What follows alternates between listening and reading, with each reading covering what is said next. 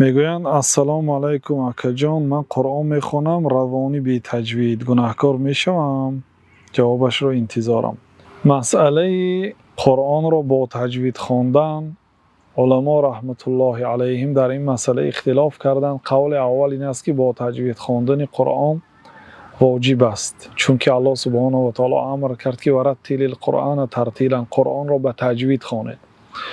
و اینچنین الله تعالی ثنا گفت به آنهایی که یتلونه حق تلاوته، قرآن را و کتاب‌های آسمانی را حق تلاوته، یعنی تلاوت حقیقی میکنند. تلاوت حقیقی کردن همه احکام و آداب آن را به جای آوردن است. و قول دوم میگن که مستحب است علم تجوید را دانستن، ولی قول صحیح این است که حتی آنهایی که مستحب گفتن، نه همه علم تجوید را مستحب گفتن، بلکه گفتن که در بین علم تجوید بعضی قاعده و احکامی هست که دانستن آن و رعایت کردن آن واجب است گفتن.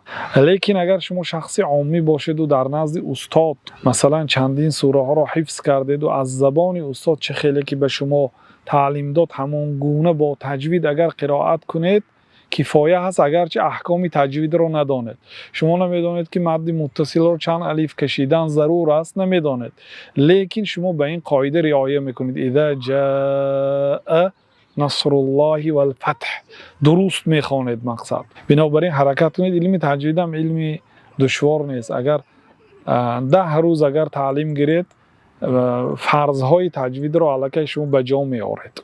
بنابراین همین مقدار از علم تجوید فرض است که حرف را تغییر ندهید، معنا ویران نشود.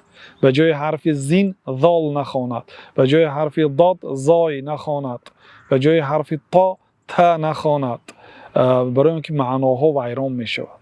یعنی به مقداری که مضمون آیت ویران نمی شود، به همین مقدار علم تجوید آموختن فرض است. از این اضافهش سنت و مستحب است. لیکن خیلی که در بالا گفتیم اگر در نزد یک استاد 10 روز 1 ساعت علمی تجوید گیرید، امید میکنم که به یک نوع قرائت میکنید که گناهکار نمیشوید. والله تعالی اعلم و صلی الله و سلم علی نبینا محمد و علی آله و صحبه اجمعین.